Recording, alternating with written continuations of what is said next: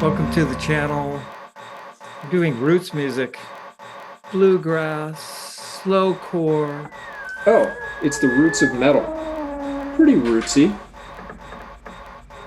Okay, well, my first record is Ola Belle Reed from 1972, her self-titled record on Rounder Records.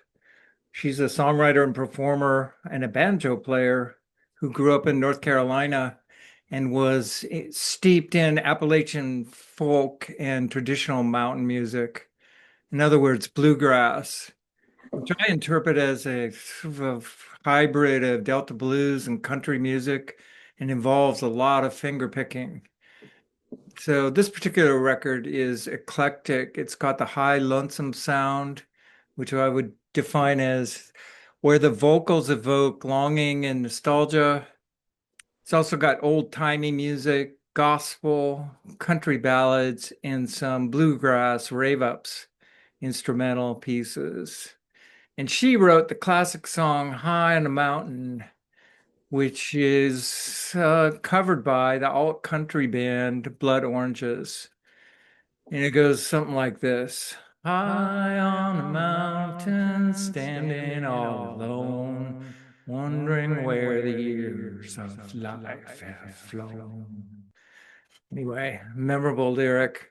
It was considered radical at the time because she's combining so many different styles. She had a radio show, she was a constant performer, and several really great originals and Baptist hymns. Can't do better than this for mountain music and bluegrass, and that's where I keep it. Then I have Tarnation, Gentle Creatures from 1995 on 4 AD. And this is the brainchild of Paula Frazier, who's from San Francisco. And sometimes it's simply very reverby acoustic guitar and her voice. So it's got country pathos, some folk rock elements, and beautiful vocals. She's got this searing warble and an incredible range. She can really step out with these songs. As far as the roots, this is a combination of country murder ballads and spaghetti western soundtracks. Just a touch of the spaghetti western, and it makes it singular. It's unequaled in its beauty and sadness, equal to that of Graham Parsons. They are a full band that utilize the waltz and slow rock rhythms in the same song. So it's actually 3/4 and 4/4. And then there's subtle pedal steel guitar, but mainly the songs are devastating. Um, Big Hotel, Gentle Creatures. It's got great storytelling. It's intimate and goes directly to the emotional core of the song. It's both nostalgic and modern at the same time.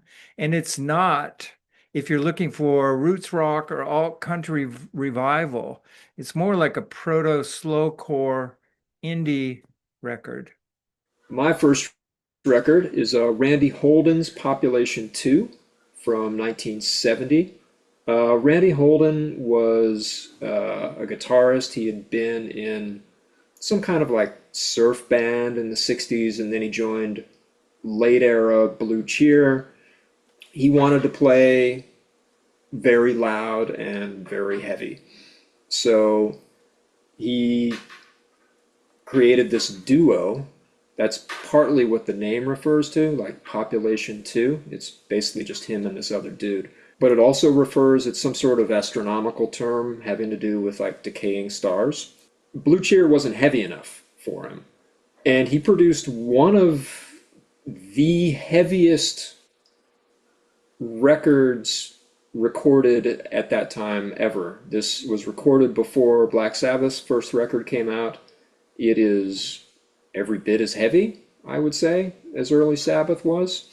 Um, these are like lumbering and kind of bluesy, but definitely kind of doomy at times as well. This is a record for the riffs. This is why you listen to it. There are vocals, but I couldn't even begin to tell you what any of them are because they don't matter. This is a record again about the riffs. I guess this record had just disappeared, and nobody had people talked about it, but basically nobody had ever, not many people had heard it until it got a re-release 5 years ago or so.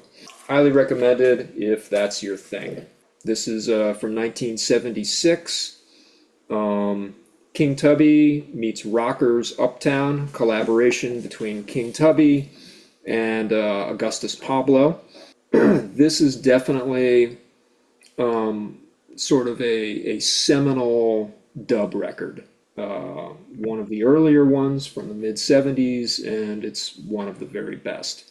And it's got that, like all the very best dub, it has this deep down sort of mystical sound, but it sounds like it has dirt under the fingernails here, This is it has an organic, earthy feel, the sound of like overgrown fields and swamps. But yeah, the players on this record are pretty astounding. There's Augustus Pablo, who plays the melodica and other keyboard type instruments there. And then there's Bob Marley and the Wailers' guitarist, what's his name, Earl Chinna Smith.